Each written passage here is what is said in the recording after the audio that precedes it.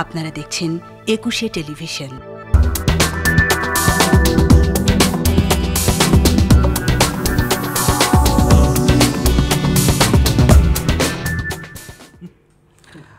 আমন্ত্রণ 21 রাতে 2013 সালের 5 মে শাপলা চত্বরে হেফাজতে ইসলামের সমাবেশে কেন্দ্র করে যে হত্যাকাণ্ড ঘটেছিল তার একটি তালিকা প্রকাশ করেছে। যদি এই তালিকা আগেও এই নিয়ে কথা হয়েছে অনেক, তারপরে অনেক ঘটনা ঘটেছে, সেই তালিকা আবার নতুন করে প্রকাশ করেছে অধিকার।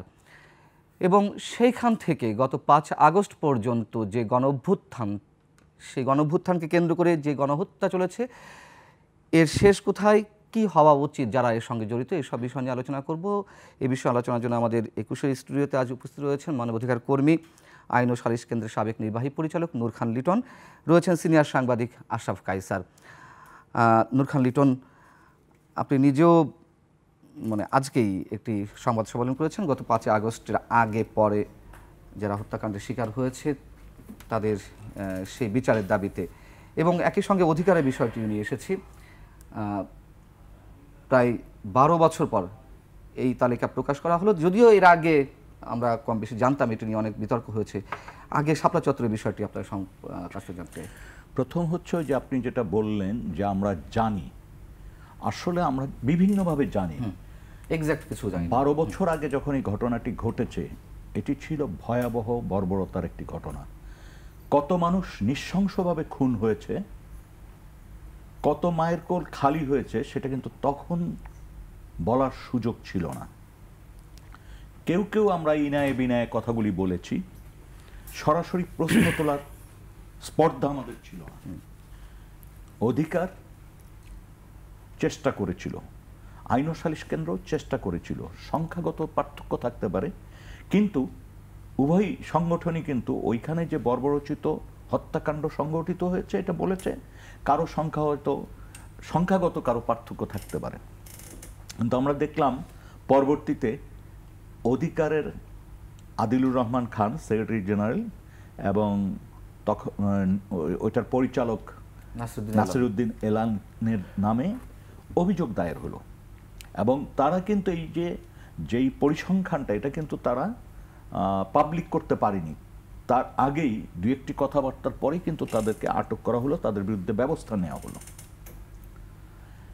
একটা আপনারা তো সাংবাদিক, অনেক সময় অনেক নিউজ করেন, নিউজের ভিতরে দুর্বলতা থাকতে পারে, উচিত হচ্ছে যে যতদূর সম্ভব পারফেক্ট ক্রস চেক করে করা।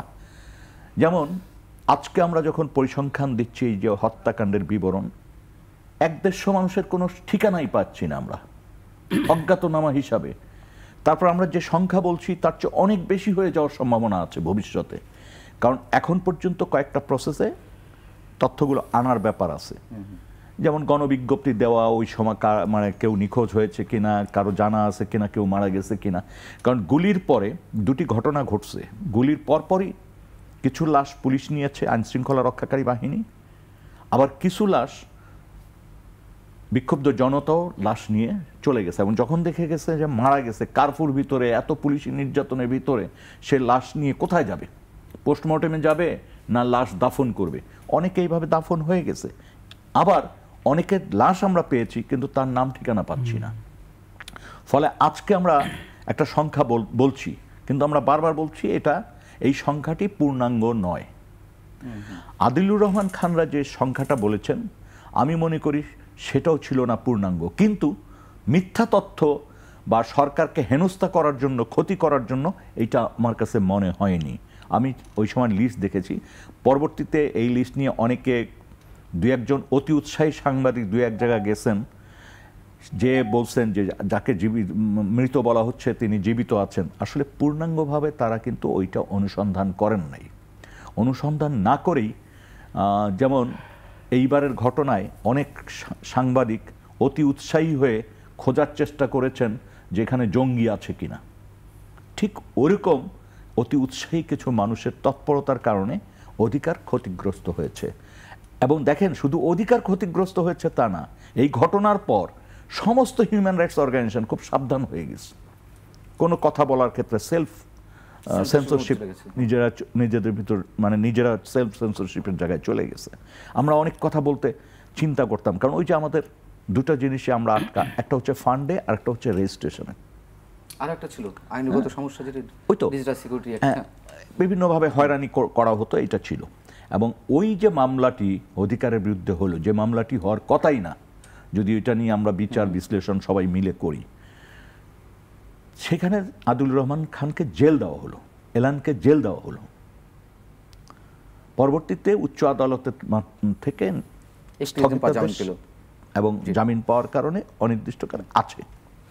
আমার প্রশ্ন হচ্ছে, একটা রাষ্ট্র যখন তার স্বার্থে সত্য কথা বলার থেকে বিরত রাখার জন্য, ভয় তৈরি করে রাখার জন্য রাষ্ট্রের কোনো মন্ত্রী অথবা তার এপিএস পিএসরা যখন ষড়যন্ত্র করে এই ধরনের একটি মামলাকে উৎসাহিত করে, তখন বুঝতে হবে যে স্বৈরাচার তো আমরা দেখছি কথায় কথায় বলছি আওয়ামী লীগের আশেপাশে যে দোসররা ছিল তারা কিন্তু কম যান নাই, তারা অনেকে অতি উৎসাহী হয়ে এই সমস্ত কর্মকাণ্ডগুলি করেছেন।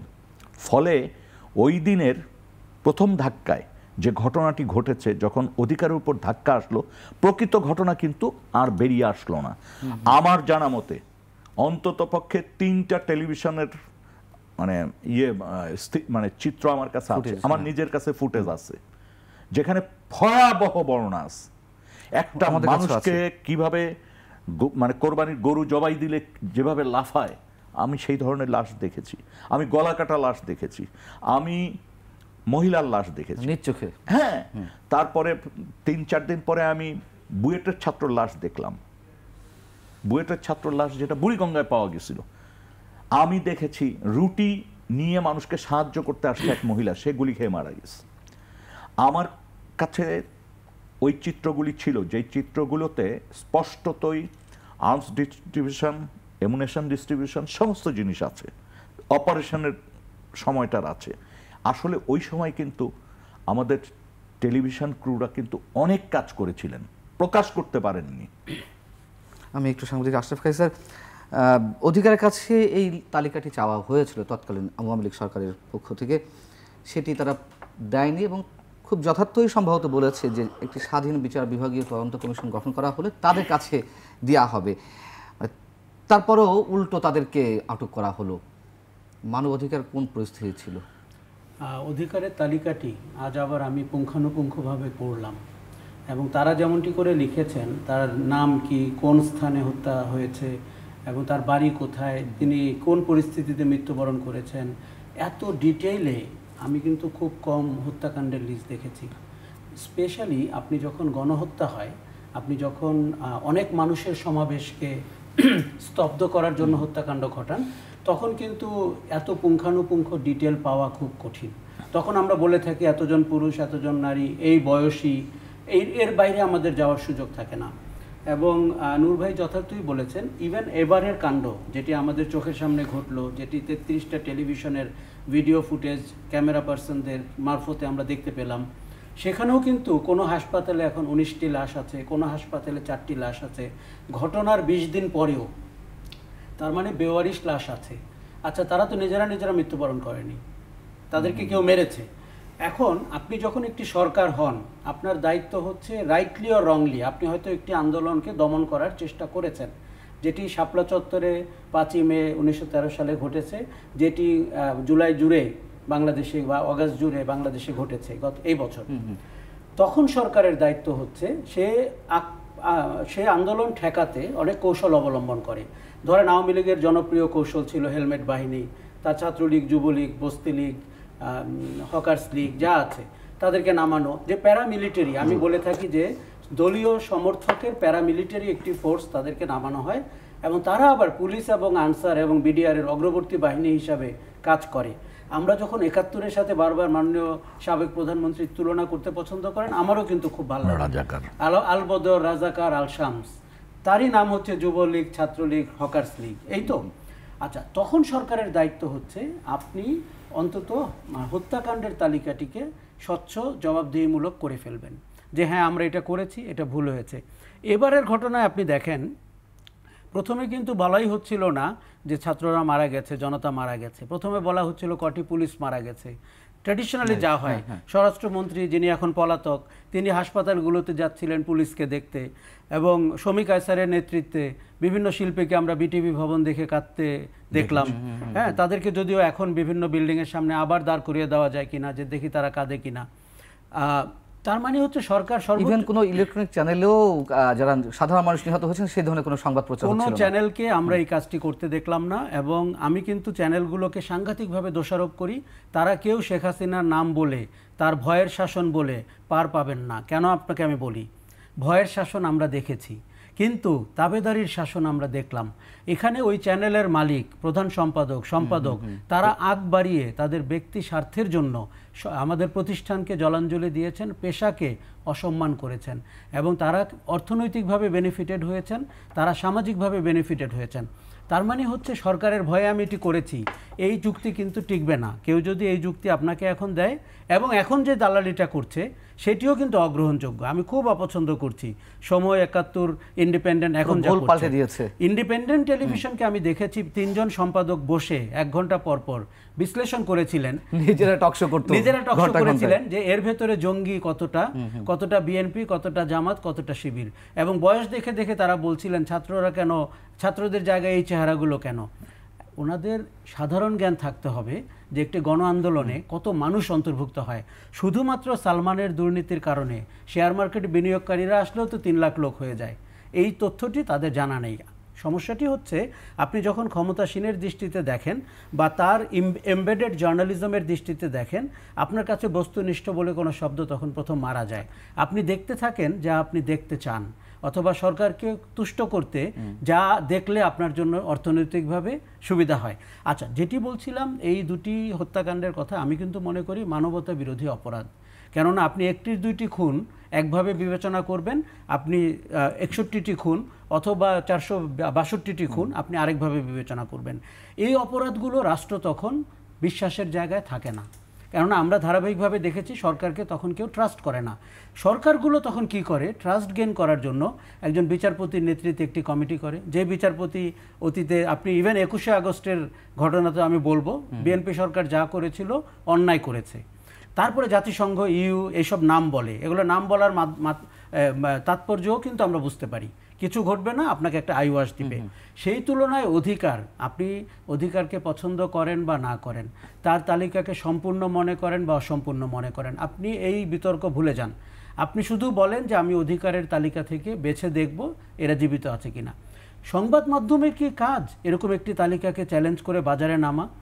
আমাদের কোনো টেলিভিশন সেই কাজটি করে, কোনো মুখ চেনা সাংবাদিক সেই কাজটি করেছেন। যেমন গুম হয়ে যাওয়া মানুষের উপরেও ওই গণমাধ্যমগুলো এই কাজটি করেছেন। তারা নাকি গুম হননি, তারা নাকি আবেগ আপ্লুত হয়ে ঘর ছেড়ে বেরিয়ে গেছেন, তারা নাকি সরকারের ইমেজ নষ্ট করার জন্য বেরিয়েছেন। এই যে আসাদুজ্জামান কামাল, উনি এই কথা বলেছেন। আমাদের পররাষ্ট্রমন্ত্রী, যে ভদ্রলোক ভারতের কাছে অনুরোধ করেছিলেন আওয়ামী লীগ সরকারকে আবার ক্ষমতায় রাখতে, তিনি বলেছিলেন তারা ভূমধ্যসাগর পার হয়ে ইটালিতে যাওয়ার চেষ্টা করেছিলেন। এখন দেখুন কিভাবে সরকারগুলো তার ক্রেডিবিলিটি এবং ট্রাস্ট হারায়। ফলে আমরা যদি মানবাধিকারের পয়েন্ট অফ ভিউ থেকে শাপলা চত্বর কিংবা জুলাই আগস্টের এবছরের হত্যাকাণ্ডগুলোকে দেখি, আপনার একটাই সমাধান, সেটি হচ্ছে যে অধিকার কেন আরো 5টি সংগঠনও যদি বলে থাকে তার কাছে তালিকা আছে, আপনি তাকে আহ্বান করেন। আমি এই জায়গাতে আসবো। নূর খান লিটন, তখন কিন্তু এরকম গুজবও ছড়িয়েছিল যে 3000-4000 মানুষকে মারা হয়েছে। এটা কি শুধুমাত্র স্বাধীন সাংবাদিকতা না থাকার কারণে এই গুজবগুলো ছড়িয়েছে, নাকি সেখানেও কোনো একটি বিশেষ উদ্দেশ্য ছিল? দেখেন, আপনি যখন স্বাধীন সাংবাদিকতার প্রতিবন্ধক হয়ে যান, যখন সত্য প্রচারে বাধা দেন, তখন নানান রকম কথাবার্তা কিন্তু এসে যাবে, ডালপালা ছড়াতে থাকে, এবং সেই ঘটনাটা হতে পারে। তবে মৃত্যুর সংখ্যা নিয়ে আমার কোনো প্রশ্ন নেই। ওখানে মৃত্যু হতে পারে 40 জন, হতে পারে 400। আমি সেই বিষয় নিয়ে আজকে বিতর্কে যাব না।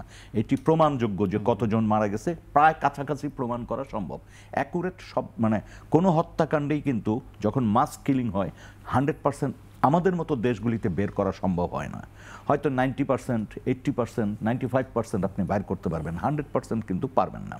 আর সবচেয়ে বড় ব্যাপার, ওই সময় সরকারের কোনো উদ্যোগী ছিল না।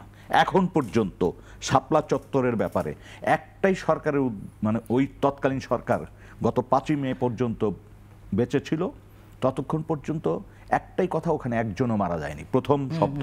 তারপর 2 জন, 3 জন, 5 জন বলেছেন তারা। কিন্তু তারা এটা বললে তো হবে না, তাদের মনে রাখতে হবে শাপলা চত্বরে হত্যাকাণ্ড করেছেন, যাত্রাবাড়িতে ওই দিনই হত্যাকাণ্ড করেছেন সন্ধ্যায়, পরের দিন কুমিল্লা ট্রেন স্টেশনে নামিয়ে দুজন হুজুরকে পিটিয়ে মেরেছেন আপনারা। অনেক ঘটনা আছে। তো এইগুলো তখনকার পত্রপত্রিকা দেখেন, আমার কোনো কথা যদি মিথ্যা হয় পাবেন, মিথ্যা প্রমাণ করতে পারবেন। এগুলো তো সবাই আমরা জানি যে সব ঘটনা হয়েছে। এবং নীলনজ্জের মতো এক একজন মন্ত্রী হয়ে, মানে মন্ত্রী ঘুষ, এখানে তো মন্ত্রী মানে রাজনীতি করে ধারাবাহিকতা করে জনগণের আস্থা অর্জন করে ভোটের মাধ্যমে এমপি হয়ে মন্ত্রী হয় নাই তো, সব তো মানে দান খয়রাতের মন্ত্রী, দলদাস হয়ে গেছে। এবং অনেককে দেখেছি জীবনে অনেক ভালো ভূমিকা নেওয়ার পরেও স্বৈরশাসনকে পাকাপোক্ত করার জন্য কতটা বন্দনা করা যায়, কতটা দাসত্ব করা যায়, কত মানে আপনি ভয়াবহ, যেমন পদক, প্লট আর পদবি, এই তিনটা কারণে আমাদের দেশের বুদ্ধিজীবীরা শেষ, সিভিল সোসাইটি শেষ, রাজনীতিবিদরা তো পোস্তে পোস্তে ওটার কোনো গন্ধ বেরিয়ে গেছে। যে সমস্ত রাজনীতিবিদ, আমি সবাইকে বলছি না, যারা এটার সাথে এই প্রক্রিয়ার সাথে জড়িত হয়েছিলেন, আপনি চিন্তা করেন যখন শত শত মানুষ প্রতিদিন গুলিতে মারা যাচ্ছে এই শেষ সপ্তাহে, ফেব্রুয়ারি প্রথম সপ্তাহে, আগস্টের প্রথম সপ্তাহে, তখনও তারা মিটিং করে কারফিউ দেওয়ার কথা বলে, পাখির মতো মানুষকে মেরে দিতে বলে, সব ঠিক আছে, সব ঠিক আছে, সব ঠিক আছে, এবং তারা হাসছে। আরে এখন তাদের কেউ কেউ বলছে আমাদের জোট ছিল নির্বাচনী জোট, বদমাইশের দল, এরা আবার গণমানুষের দল করে। আমাদের আশরাফ কায়সার শুধু দলদাস কিংবা রাজনৈতিক কর্মী বা নেতা নয়, আমরা দেখেছি ব্যবসায়ীদেরকে, গণমাধ্যম কর্মীদের, আপনি যাদের কথা বলছিলেন সম্পাদকরা, তারা যে কোনো মুহূর্তে যে কোনো কিছু প্রস্তুত শেখ হাসিনাকে টিকে রাখার জন্য এরকম ওপেন ডিক্লিয়ারেশন দিয়েছিল। ব্যবসায়ীরাও আবারও কি আমরা সেই অবস্থায় যাব? পরিস্থিতি অনেকটা সেই দিকেই যাচ্ছে এবং আমি অত্যন্ত দুঃখিত, চিন্তিত, ক্ষুব্ধ, আহত যে আমরা অ্যালাউ করছি সেই অবস্থাতে যেতে। দেখুন, ব্যবসায়ীরা আবার আব্দুল আওয়াল মিন্টুকে সামনে রেখে, যেহেতু উনি বিএনপি করেন, আবার সংগঠিত হচ্ছে এবং আবার সেই সুরে কথা বলছে। দেখুন, একটি সমাজে পচন ধরেছিল, দুর্গন্ধ হয়েছিল, সেটি ব্যবসায়ীরাও করেছিল, সম্পাদকরাও করেছিল, গণমাধ্যমও করেছিল এবং আমাদের বাহিনীগুলোও করেছিল, বেসামরিক প্রশাসনও করেছিল। ওই দুর্গন্ধকে কবর দিয়ে যদি আমরা নতুন বাংলাদেশ রচনা করতে না পারি, তাহলে এই বিপ্লবের যে মূল ভাষা সেটি আপনি পড়তে পারলেন না। এখন ধরেন ব্যবসায়ীরা আবার ঐক্যবদ্ধ হয়েছে। গত 15 বছরে আমরা একজন ব্যাংকের মালিক ব্যবসায়ীকে দেখেছি কি করে প্রায় 4000 কোটি টাকা প্রধানমন্ত্রীর হাতে তুলে দিয়েছিলেন, বিভিন্ন ব্যাংক থেকে চাঁদা তুলে, কিছুদিন পর পর ঘটা করে। তার রাজনৈতিক পরিচয় সম্পূর্ণ ভিন্ন। তার রাজনৈতিক পরিচয় হয়তো যে দলটিকে সরকার শেষ মুহূর্তে ব্যান করে গেছে সেই দলের, কিন্তু উনি ভাব করেছিলেন যে উনি এই সরকারের লোক। তখন আপনি রাস্তায় খুঁজে পেতাম না আমরা আওয়ামী লীগের বাইরে কোনো লোক পৃথিবীতে আছে কিনা। সবাইকে মনে হতো আওয়ামী লীগের, এবং কে কার চেয়ে বেশি দালাল, কে কার চেয়ে বেশি স্তুতি করতে পারেন তার একটা প্রতিযোগিতা চলছিল। এবং গণমাধ্যমের মধ্যেও তাই। আমি সব গণমাধ্যমের কথা বলবো না, আমি শুধু বলি মাঠে যে রিপোর্টাররা কাজ করেন এবং ডেস্কে যে মিড লেভেলের মানুষগুলো কাজ করেন, এদের প্রতি আমাদের এখন নজর দিতে হবে। তাদের পেশাগত দক্ষতা বাড়াতে হবে, তাদের নিরাপত্তা দিতে হবে, তাদের বেতন ভাতা বাড়াতে হবে। এবং আমি বলতে চাই এটি ওই মালিকদেরকে বাধ্য করতে হবে যারা 15 বছরে অপরাধের সাথে যুক্ত ছিলেন। দেখুন, অতীতে আমি অপরাধ শব্দটি ব্যবহার করতাম না, এখন করি। কেননা কোনো স্তুতি আছে সেটি মাফ করে দেওয়া যায়। আপনি একজন ভীতু মানুষ, কিন্তু আপনি যখন সংগঠিত অপরাধ করেন, পান্না আপনি বলছিলেন যে এই যে বিভিন্ন ব্যবসায়িক পেশাজীবী গোষ্ঠী, দুঃখজনক কি জানেন, এই পেশার লোকরাই এই পেশার মানুষদেরকে চিহ্নিত করে তাকে আইনের আওতায় এনে তাকে মিথ্যা মামলা দিয়ে তাকে অভিযুক্ত করে তাকে হয়রানি করে শাস্তি দেওয়ার চেষ্টা করেছিল, যাতে কোনো পেশাজীবী স্বাধীন চেতা হয়ে তার একাডেমিক দক্ষতা নিয়ে, পেশাগত সততা নিয়ে বাঁচতে না পারেন। আমি এই জায়গাটা একটু প্রশ্ন করতে চাই, এই জায়গাটা একটু যুক্ত করতে চাই। এমন একটা পরিবেশে আমরা ছিলাম যখন গোয়েন্দা সংস্থা ডিজিএফআই মিডিয়াকে কন্ট্রোল করার জন্য ফোনে হুমকি দেওয়া, সরাসরি চলে আসা, দখল করা, তারপরে পত্রিকাগুলিতে সেম নিয়ন্ত্রণ প্রতিষ্ঠা করা, দখল করা। ব্যাংকগুলি কি দেখলাম, রাতারাতি কয়েকটা ব্যাংক দখল হয়ে গেল, মালিকানা পরিবর্তন হয়ে গেল। এখন তো সবাই কথা বলা শুরু করেছে কিভাবে চেয়ারম্যান সাহেবকে ধরে নিয়ে যাওয়া হয়েছে সকালে উনি যখন হাঁটছিলেন, তারপর নিয়ে কোথায় কাপড়ের মাপ দিলেন, কাপড় বানাইলেন, তারপর কোথায় নিয়ে মিটিংয়ে বসালেন, কতক্ষণের মধ্যে স্বাক্ষর করালেন, এই যে ভয়াবহ জিনিস। আমরা কি গোয়েন্দা সংস্থা আমাদের টাকা দিয়ে পালি কি এই কাজ করার জন্য? গোয়েন্দা সংস্থার কথা যদি বলেন, আমি একটা তথ্য আপনাদেরকে দিতে চাই। সাংবাদিক আশরাফ কাছে আপনিও গণমাধ্যমে কথা বলছিলেন, সাবেক মালিক অন্যান্য টেলিভিশনে ওরকম গোয়েন্দা সংস্থা আর চাই না ভাই, মিড লেভেলের রিপোর্টারদের কথা বলছিলেন বা ডেস্কে কথা বলছিলেন। রিয়ার অ্যাডমিরাল মোহাম্মদ সোহাইল, তিনি নানান ধরনের অপকর্মের সঙ্গে জড়িত, এই ধরনের একটি অভিযোগ ছিল এবং অভিযোগ তার বাস্তবতাও রয়েছে। এই 21 টেলিভিশন যখন দখল করা হলো 2015-25 নভেম্বর, যিনি পরিকল্পিত মালিক সালাম সাহেবকে আটক করা হলো। আচ্ছা, তারপর থেকে এসালম এটি দখল করলো, এসালম ইসলামিক ব্যাংক দখল করলো, ইত্যাদিতে নানান ঘটনার পেছনের মূল হোতা রিয়ার অ্যাডমিরাল মোহাম্মদ সোহাইল, যাকে বাধ্যতামূলক অবসরে পাঠানো হয়েছে গতকাল 19 আগস্ট। সেই সংক্রান্ত একটা নিউজ 21 টেলিভিশন প্রচার হচ্ছিল। ওই যে আপনি বলেন স্বাধীনতা, এখন যেই মালিকপক্ষ স্বাধীনতা দেওয়ার চেষ্টা করছে, যেই সাংবাদিকটা স্বাধীনভাবে কাজ করার চেষ্টা করছে, দেখা যাচ্ছে সেই গোয়েন্দা বাহিনীর পক্ষ থেকে, আমি নাম উচ্চারণ করতে পারি, লেফটেন্যান্ট কমান্ডার আনোয়ারুজ্জামান, তিনি আমাকে ফোন দিয়েছেন যে ওই নিউজটি বন্ধ করতে হবে। মোহাম্মদ সোহাইলকে বাধ্যতামূলক অবসরে পাঠানো হয়েছে, যাও তার সাথে আমার একটু বার্গেন হলো। এখন বিষয় হচ্ছে যে এত কিছুর পরে, যে 15 বছরের স্বৈর শাসনের অবসানের পরে আবারও যদি সেই চিত্রগুলো দেখতে হয়, আমরা মন্তব্য জানতে চাইবো আপনার দুজনের কাছে প্রতিক্রিয়া। আমি একটা ছোট্ট বিরতি নিয়ে আসি, এই প্রশ্ন দুজনের কাছে থাকবে। দর্শক, একটা ছোট্ট বিরতি, ফিরছি খুব শিগগির।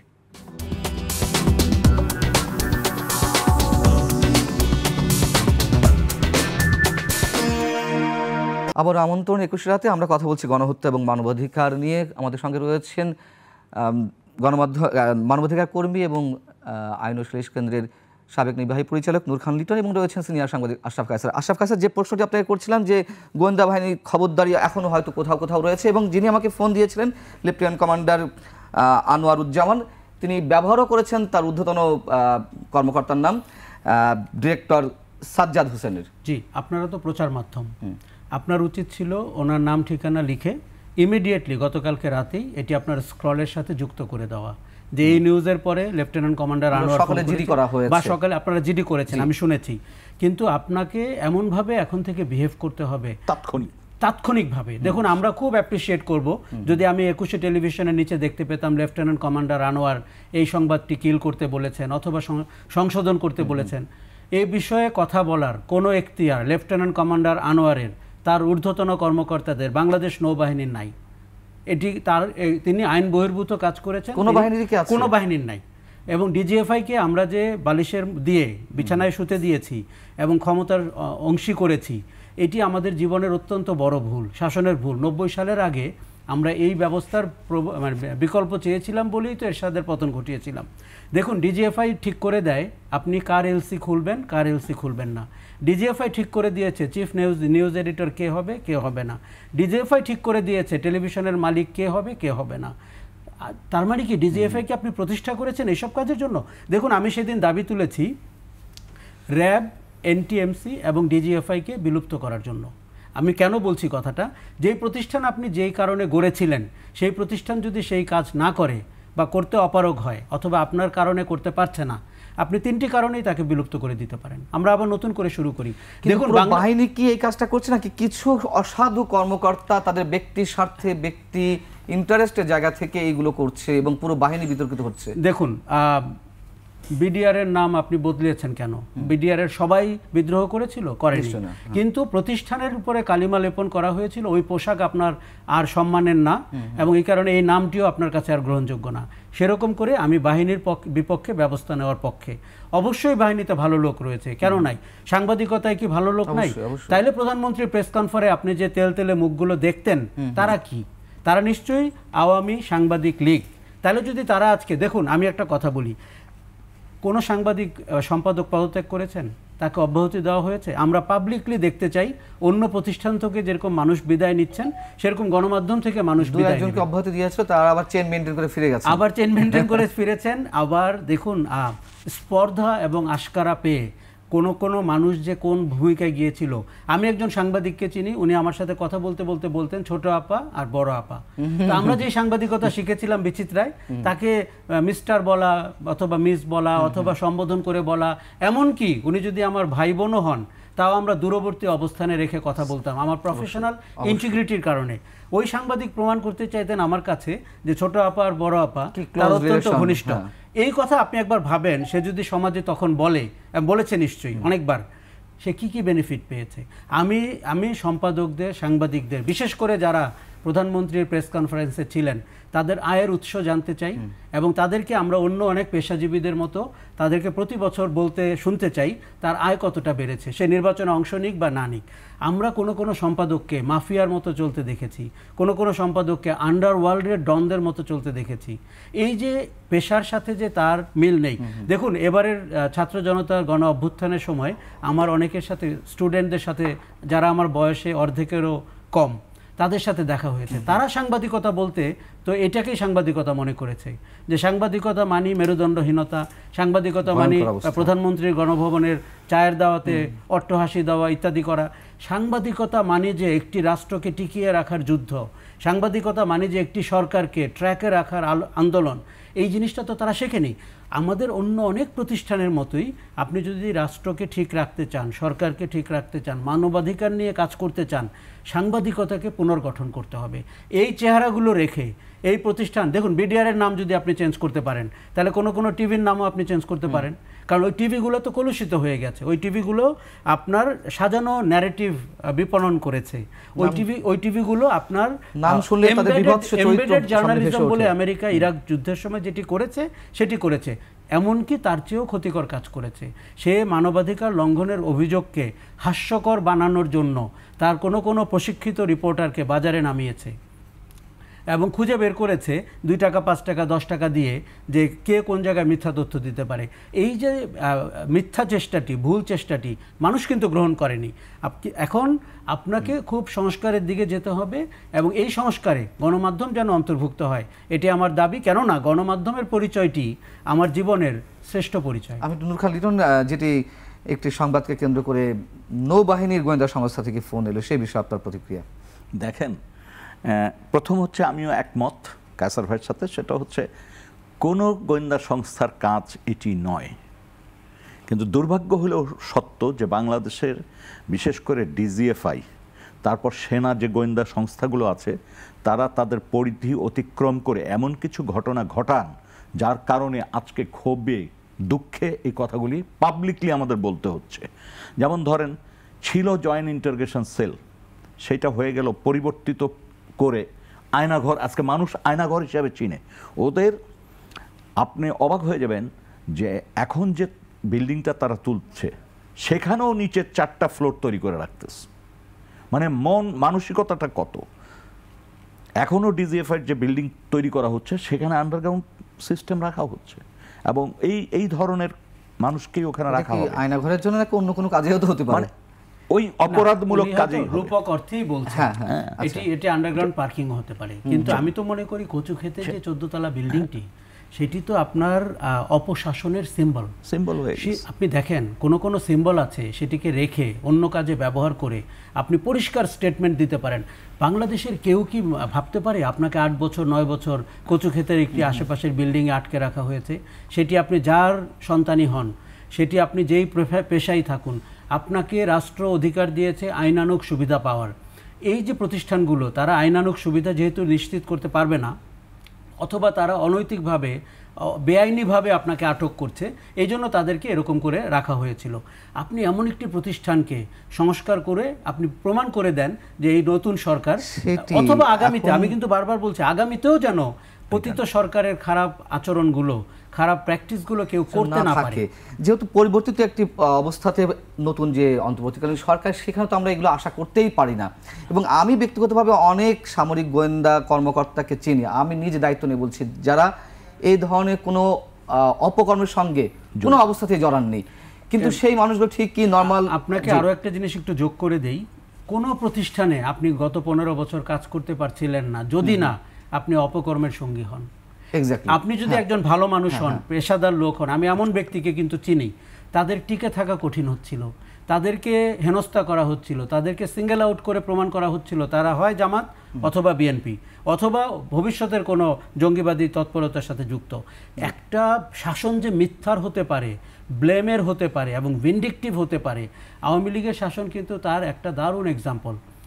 আমি রাষ্ট্রবিজ্ঞানে পড়েছি, আমরা যদি ক্লাসিক্যাল দেখুন, আমরা ম্যাকিয়াভেলি পড়েছি, এগুলো পড়েছি। এখন আমি আওয়ামী লীগের হাসিনার শাসন পড়তে চাই বা ক্লাসরুমে পড়াতে চাই, যাতে করে থাকবে। আজকেই আমি আল জাজিরার all the prime ministers man দেখছিলাম, আবার আমার মনে হয়েছে এই 1 ঘন্টার ডকুমেন্টারিটা আমাদের সমস্ত গণমাধ্যম প্রতিষ্ঠানে, সমস্ত গণমাধ্যমের বিশ্ববিদ্যালয়ে এবং ক্লাসরুমে বারংবার দেখানো উচিত। একটা ডকুমেন্টারি কত সুন্দর করে, কত পরিকল্পনা করে, কত কষ্ট করে, কত নির্মোহভাবে জেনারেল আজিজকে আমি দেখছি, উনি যে SMS করছেন যে হাঙ্গেরিতে তার ভাই হাসান হাঙ্গেরি, এই জিনিসটা পর্যন্ত তারা রেকর্ড করেছেন। এর চেয়ে অনুসন্ধানী সাংবাদিকতার উচ্চ মার্গের এক্সাম্পল আপনি কোথায় পাবেন? জি নূর খান লিটন, আমরা একটু সাম্প্রতিক বিষয়ে চলে আসি।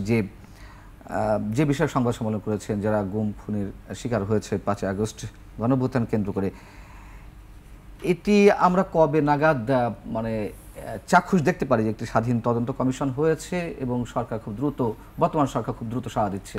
দেখেন, আমার কাছে যেটা মনে হয়েছে যে এই সরকারের অগ্রাধিকার যে কাজগুলো তার ভিতর এটা আসা উচিত ছিল, শুরুতেই এই কাজটি করা দরকার ছিল। কিন্তু দুঃখজনক, খুব কষ্টের থেকে বলছি, এখন পর্যন্ত একটা গণবিজ্ঞপ্তি জারি করা হয়নি যে এই যে হত্যাকাণ্ড যে সংগঠিত হলো এবং যে বিভৎসতা এবং যে পরিকল্পিত হত্যাকাণ্ড, সেইটা তথ্য সংগ্রহের জন্য জনগণের কাছে সাহায্য চাওয়া, এই কথাটি সরকারের তরফ থেকে এখনো বলা হয়নি। এখন পর্যন্ত সমন্বিতভাবে চিকিৎসার সহায়তাটা এখন পর্যন্ত হয়নি। বিচ্ছিন্ন বিক্ষিপ্তভাবে কেউ যে কোনো শহীদ পরিবারের সাথে দেখা করছেন, কিন্তু এটা একটা পরিকল্পনা করে যে এই যে 300, 400, 800, আমরা আজকে যেটা ঘোষণা করেছি 850-এর কাছাকাছি যদ্দূর মনে পড়ে, যে আমরা এই মানুষগুলো খুন হয়েছে এটুকু বুঝতে পারছি এবং তাদের পূর্ণাঙ্গ তথ্য আছে আমাদের কাছে, 400 না 500 কতজন, আর বাদ বাকিটা অজ্ঞাতনামা রয়ে গেছে। এখন এই বিষয়টা নিয়ে আসলে রাষ্ট্রকে কাজ করতে হবে। এখন পর্যন্ত এই ব্যাপারে সিরিয়াসনেস মানে বক্তব্য দেওয়া ছাড়া কোনো কার্যকরী পদক্ষেপ নিতে আমি দেখিনি। দেখুন, আমি একটু যোগ করি নূর ভাইয়ের সাথে, 850 জন মানুষের মৃত্যুবরণ করা বা পারেন, আমরা যেন প্রত্যেককে 850 জন মানুষের হত্যার ঘটনাটি 850 বার পড়ি, তারপরে আপনাকে আইনের আওতায় আনতে হবে। এই হত্যাকাণ্ডগুলোর হুকুমের আসামি কারা, প্রত্যক্ষভাবে কারা যুক্ত ছিলেন, তিনি পুলিশে হন, র্যাবে হন, বিডিআরে হন, সেনাবাহিনীতে হন বা প্রধানমন্ত্রীও হন। দেখুন, প্রধানমন্ত্রীকে আমরা প্রকাশ্যে তখন বলতে শুনেছি যে আপনারা এদের বিরুদ্ধে ব্যবস্থা নেন, এদেরকে দমন করুন, এরা সন্ত্রাসী, এরা জঙ্গি। প্রধানমন্ত্রী সাইকোপ্যাথ হিসাবে এই কথাগুলো তখন বলছিলেন। কাজে আপনি তখন আইনের আওতায় আনবেন, তারপরে আপনি তাদের এমন বিচারের ব্যবস্থা করবেন যে ক্ষমতায় টিকে থাকার জন্য আর যেন কেউ এমনভাবে হত্যাকারী বা আগ্রাসী না হতে পারে। দেখুন, আপনি কি শহরে বা গ্রামের ভিতরে বা মহল্লায় একটা অসুস্থ মানুষকে বিনা বাধায় চলতে দেন? আমরা তাদেরকে আটকে রাখি, তাদেরকে এক জায়গায় বসিয়ে রাখি, তাদেরকে চিকিৎসা সেবা প্রদান করি কিংবা ক্লিনিকে নিয়ে আশ্রয় দিই, দেয় কি না? রাষ্ট্রের প্রধান যদি সেই অবস্থায় থাকেন, আপনি কি করবেন? আপনাকে এমন করে করতে হবে প্রোটোকলটি, যাতে করে উনি মানসিক অসুস্থতা রাষ্ট্রের উপরে না দাঁড়ায়, জাতির উপরে না দাঁড়ায়, সরকার পরিচালনায় না হয় এবং ভবিষ্যৎ প্রজন্মের উপরে তার আছড় যেন না পড়ে। আমাদের দেখুন, কথাগুলো বলতে আমার ইকুয়ালি দুঃখ হচ্ছে, কিন্তু রাষ্ট্রের অবস্থা এখন ওই জায়গায় গেছে। যেই অন্তর্বর্তী সরকারের উপদেষ্টারা শপথ নিয়েছেন, আমরা তাদেরকে অনেকভাবে যোগ্য মনে করি, তাদের উপরে আশা রাখি, ভরসা রাখি, কিন্তু আমি মনে করি এই হত্যাকাণ্ডগুলো নিয়ে নূর ভাই যেটি বলছিলেন, আমি সিরিয়াস কোনো তৎপরতা দেখছি না। আমাদের একটা প্রবণতা হচ্ছে, আমরা বিপ্লবের পরে আবার প্রশাসনিক হয়ে যাই, অ্যাডমিনিস্ট্রেটিভ হয়ে যাই, এই প্রতিষ্ঠান ঠিক করি, ওই প্রতিষ্ঠান ঠিক করি।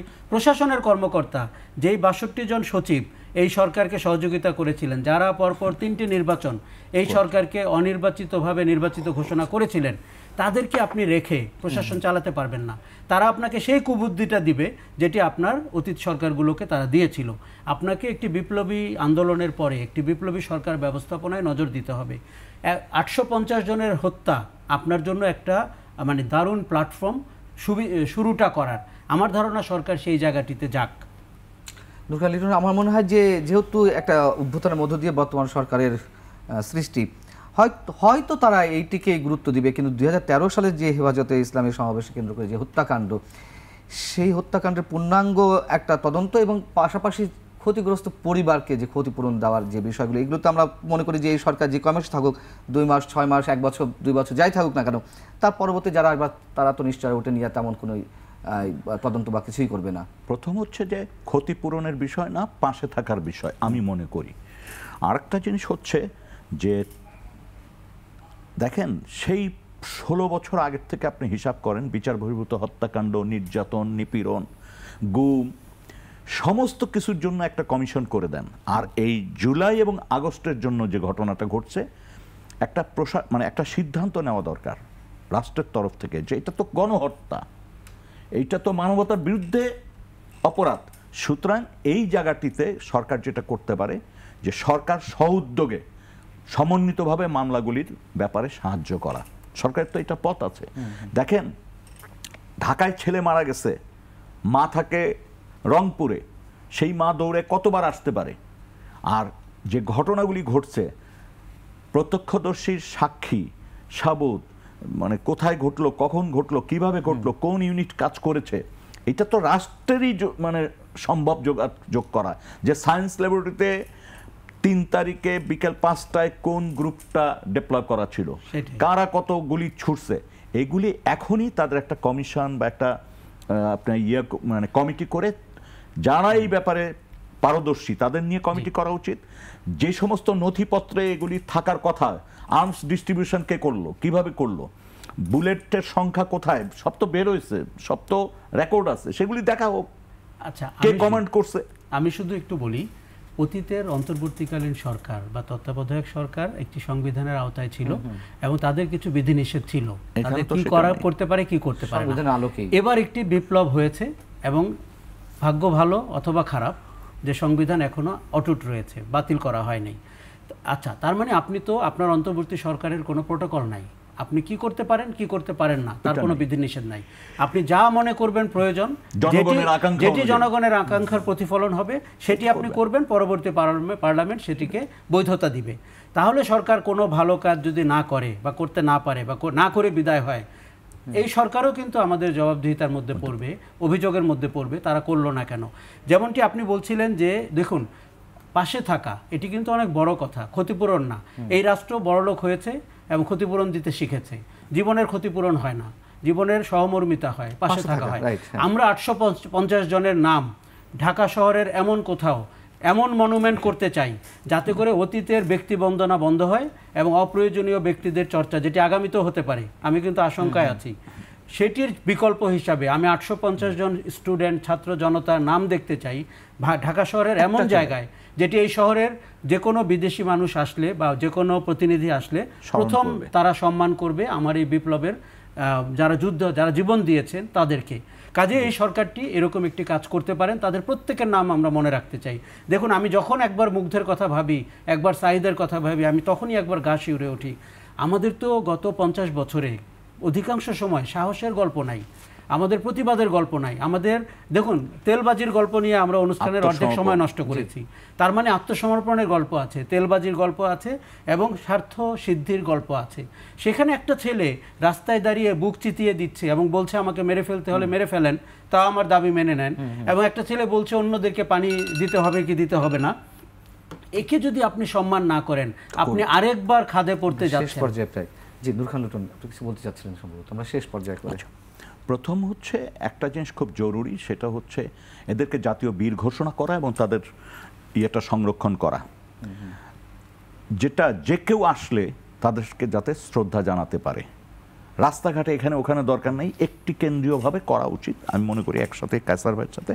আরেকটা হচ্ছে সবচেয়ে যে জিনিসটা খুব বেশি জরুরি গুরুত্ব দেওয়া, সেটা হচ্ছে ভয়ের যে সংস্কৃতি, যে পদ্ধতিতে স্বৈর শাসকরা তৈরি করেছিল, সেটাকে ভেঙে দিতে হবে।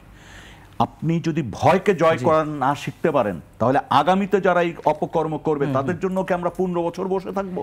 এই আন্দোলনের মূল কথা কিন্তু সেটা, যেখানে বৈষম্য সেখানে আপনি রুখে দাঁড়াবেন, যেখানেই অনৈতিক কোনো চাপ সেটাকে আপনি রুখে দিবেন। সেটি ডিজিএফআই এর চাপ হোক, সেটি সরকারের চাপ হোক, সেটি প্রতিষ্ঠান প্রধানের চাপ হোক, তখনই দেখবেন আপনি এমন একটা উজ্জ্বল বাংলাদেশ দেখতে পাবেন। সেই বাংলাদেশকে জোড়াতালি দিয়ে ডিজিটাল বা স্মার্ট বানাতে হবে না। সেই বাংলাদেশ নিজস্ব যোগ্যতায় বলে দিবে মাথা উঁচু করে দাঁড়ানো জাতির পরিচয় কেমন হয়। এক্স্যাক্টলি।